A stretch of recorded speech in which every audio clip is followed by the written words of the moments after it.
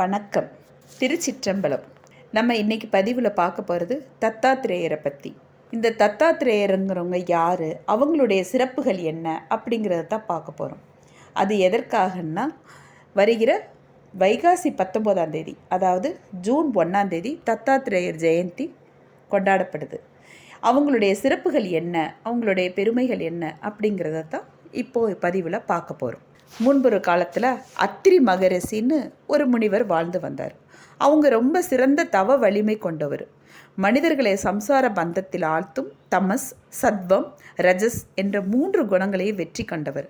மேலும் மனைவி, மகன், பொன், பொருள் ஆகியவற்றை பெற்ற போதும் அவற்றின் மேல் பற்று இல்லாமல் வாழ்ந்தவர்.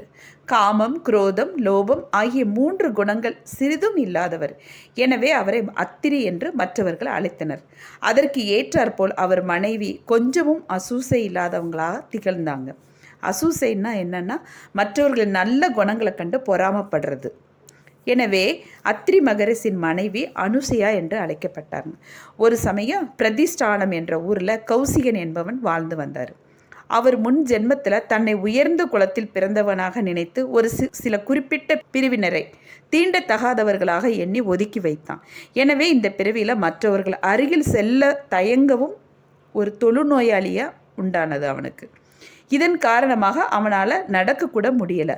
அவன் மனைவி மகா பதிவிரதை, கணவன் மேல் அளவில்லாத பற்று கொண்டவள். அவன் தொழுநோயாளியாக இருந்த போதும் அவனுக்கு தேவையான பணிவிடைகளை மனம் கோணாமல் செய்தாங்க. ஒரு சமயம் மிக அழகான விலை மாத ஒருத்தியை கௌசிகன் கண்டான். இந்த பெண்ணை அடைய வேண்டும் என்று முடிவு செய்தான். காமம் கண்ணை மறைக்கும் என்பார்கள். இவன் புத்தியையும் மறைத்து விட்டது. கௌசிகன் தன் மனைவி கிட்ட, அந்த விலை மாதை எப்படியாவது இன்னைக்கு நான் சந்திக்க வேணும், எனவே நம்ம கிட்ட இருக்கிற பொண்ணு எல்லாம் மூட்டை கட்டி எடுத்துக்கிட்டு வான்னு கூறினான். கணவன் எண்ணத்தை நிறைவேற்ற எண்ணி நடக்க முடியாத கௌசிகனை கூடையில் வைத்து தன் தலையில் சுமந்து சென்றான். அவர்கள் செல்லும் வழியில் மாண்டவியர் என்ற முனிவர் தவறும் ஏதும் செய்யாத பொழுதும் கழுவேற்றும் தண்டனை பெற்று அதனை அனுபவித்து கொண்டிருந்தார். ஒரு முறை அவர் ஆழ்ந்த தியானத்தில் இருந்தார். மாண்டவிய முனிவர் அப்போது ஒரு திருடன் அந்த நாட்டு மகாராணிய மரகத மாலையை திருடி கொண்டு குதிரையில் வேகமாக வந்துக்கிட்டு இருந்தான். அவனை அரண்மனை காவலர்கள் பின்னாலேயே துரத்தி வந்துக்கிட்டு இருந்தாங்க. மரகத மாலையை கையில் வச்சிருந்த ஆபத்துங்கிறத உணர்ந்த அந்த திருடன் மாலையை தூக்கி எறிந்தான். அந்த மாலை தியானத்தில் ஆழ்ந்திருந்த மாண்டவிய முனிவரின் கழுத்தில் விழுந்தது. காவலர்கள் சென்றதும் அந்த மாலையை முனிவர்கிட்ட எடுத்துக்கலாம், அவர் கழுத்தில் இருக்கிற மாலையை நம்ம எடுத்துக்கலான்ட்டு அங்கே பக்கத்தில் இருந்த ஒரு மண்டபத்துக்கு பின்பக்கம் போய் ஒளிஞ்சுக்கிட்டான். அங்கே வந்த அரண்மனை காவலர்கள் முனிவரின் கழுத்தில் கிடந்த மரகத மாலை இருப்பதைக் கண்டு அவரிடம் அந்த மாலையை பற்றி கேட்டனர். ஆழ்ந்த தியானத்தில் இருந்த முனிவருக்கு தன் முன்பாக நடந்த எதையுமே உணர முடியல.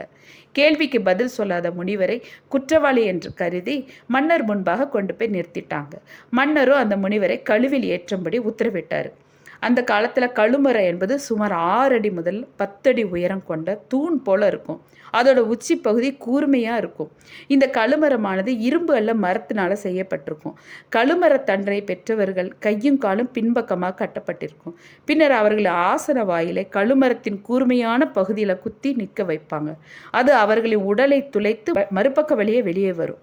கடுமையான குற்றம் புரிந்தவங்களுக்கு இந்த தண்டனை கொடுப்பாங்க. இந்த தண்டனையால் இறந்தவர்களுக்கு எந்த ஈம சடங்கும் செய்ய மாட்டாங்க. அவர்களின் உடலை கழுகும் காக்கைகளும் கொத்தி தின்னும். மாண்டவிய முனிவர் இரும்பாலான கழுமரத்தில் ஏற்றி வைத்திருந்தனர். கௌசிகனை கூடையில் தூக்கி சென்று அவன் மனைவி தலையில் சுமந்து சென்ற போது மாண்டவிய முனிவரின் மீது கௌசிகனின் கால் பட்டுவிட்டது. ஏற்கனவே துன்பப்பட்டு கொண்டிருந்த மாண்டவிய முனிவரின் வேதனையை அது மேலும் அதிகப்படுத்தியது. உடனே அந்த முனிவர், என்னை மேலும் துன்பத்திற்கு உள்ளாக்கிய நீ யாராக இருந்தாலும் சரி, பொழுது விடிந்து சூரியன் உதயமாவதற்குள்ள நீ இறந்து விடுவாய் அப்படின்னு சாபம் விட்டார். இதை கேட்ட கௌசிகனின் மனைவி, சூரியன் உதித்த பின் என் கணவர் இறந்து விடுவாரா? அப்படியானால் அந்த சூரியன் உதிக்காமலே போகட்டும்னு எதிர் சாபம் விட்டாங்க. பதிவிரதையான அவளது சாபத்தால் மறுநாள் காலை சூரியன் உதிக்கவே இல்லை. இதனால் அனைத்து ஜீவராசிகளும் துன்பத்தில் தவித்தன. இதையடுத்து தேவர்கள் அனைவரும் பிரம்மாவிடம் சென்று முறையிட்டனர். பிரம்மனோ, பெண் சாபத்தை நீக்க இன்னொரு பெண்ணால் தான் முடியும், சிறந்த பதிவிரதையான இவளின் சாபத்தை போக்க மகா பதிவிரதையால் தான் முடியும் என்று அனுசையாவிடம் செல்லுங்கள் பணித்தாங்க. தேவர்கள் அனைவரும் அனுசூயாவை சந்தித்து பிரச்சனையை தீர்த்து வைக்க கோரினர். கௌசிகனின் மனைவியிடம் சென்ற அனுசூயா, உன் சாபத்தை திரும்ப பெறு, உன் கணவனை நான் காப்பாற்றுகிறேன் என்றார். கௌசிகனின் மனைவியும் சூரியன் உதிக்கட்டும் என்று சொல்ல சூரியன் உதயமானது. இதையடுத்து கௌசிகன் இறந்து போனான். உடனே அனுசூயா, நான் என் கணவன் மேல் வைத்த பக்தியும் அன்பும் உண்மையானால் இறந்த கௌசிகன் உயிர் பெறட்டும் அப்படின்னு வேண்டிக்கிட்டாங்க. தூக்கத்திலிருந்து விழிச்சவன் போல கௌசிகன் உயிருடன் எழுந்தான். இதையடுத்து அனுசூயாவின் பெருமை 3 உலகத்திலும் பரவியது. பார்வதியும் லட்சுமியும் சரஸ்வதியும் இதை அறிந்தனர். சரி, இவளை பரிசோதிக்கலாம் என எண்ணி பிரம்மா, விஷ்ணு, சிவன் மூவரை அழைத்து நீங்கள் அனுசூயாவை பரிசோதிக்க வேண்டும்னு கேட்டுக்கிட்டாங்க.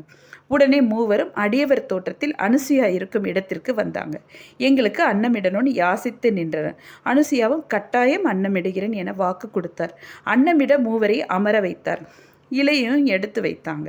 அப்போது 3 பேரும், எங்களுக்கு அன்னமிடுவதாக வாக்கு கொடுத்திருக்கிறாய், ஆனால் இதில் ஒரு நிபந்தனை உண்டு என்றார்.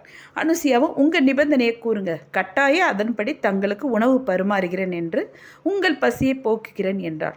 உடனே மூவரும், நீ மேலாடை இல்லாமல் வந்து எங்களுக்கு உணவிட வேண்டும் என்று கேட்டுக்கிட்டாங்க. அப்படியே ஆகட்டும்னு அனுசூயா சொல்ல, மும்மூர்த்திகளையும் குழந்தைகளாக மாற்றி தொட்டிலில் இட்டு பால் கொடுத்து பசியாற்றினார். மும்மூர்த்திகளும் குழந்தைகளாக மாறிட்டாங்க. அந்த அனுசூயா இல்லத்தில் தவழ்ந்து விளையாடிக்கிட்டு இருந்தாங்க. இதை அறிந்த பார்வதி, லக்ஷ்மி, சரஸ்வதி மூவரும் அங்கு விரைந்து வந்தனர். அப்போது நாரதர் எதிரே வந்தார். உங்களுக்கு அனுசூயாவின் சக்தி தெரியாதா? ஒரு சமயம் நான் இரும்பு கடலையை வறுத்து கொடுக்கும்படி உங்கள் மூவர்கிட்டையும் கேட்டேன். ஆனால் உங்களால் முடியாதுட்டீங்க. நான் அனுசூயாவிட்ட சென்று அந்த இரும்பு கடலையை வறுத்து கொடுத்தாங்க. அப்படிப்பட்ட மகா பதிவிரதை அந்த அனுசூயா. அவங்களுடைய சக்தியால் எனக்கு வறுத்து கொடுத்தாங்க. அந்த பதிவிரதா தன்மை தங்களுக்கு தெரியாதான்னு பரிகாசம் செய்தார் நாரதர். முப்பெருந்தேவியரும் அனுசூயாவிடம் வந்து தங்கள் கணவர்களை மீண்டும் சுய உருவு கொடுத்து அருள வேண்டும்னு வேண்டிக்கிட்டாங்க. உடனே அனுசூயா மும்மூர்த்திகள் மூவரையும் ஒருவராக மாற்றினார். அவரே தத்தாத்திரேயர். இவரை வழிபாடு செய்ததால் குழந்தை பாக்கியம் கிட்டும்.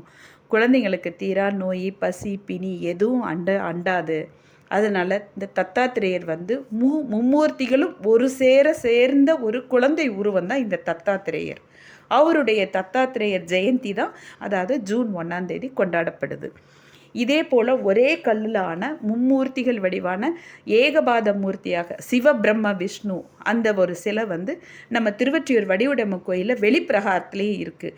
அவங்களும் தத்தாத்திரேயரோட ஒரு மறு வடிவம் தான் சொல்கிறாங்க. எனவே இந்த நாளில் மும்மூர்த்திகளான அந்த குழந்தையை வணங்கி அவருடைய அருள் பெறணுன்ட்டு கேட்டுக்கிறேன். சர்வம் சிவார்ப்பணம். சிவாய நமக.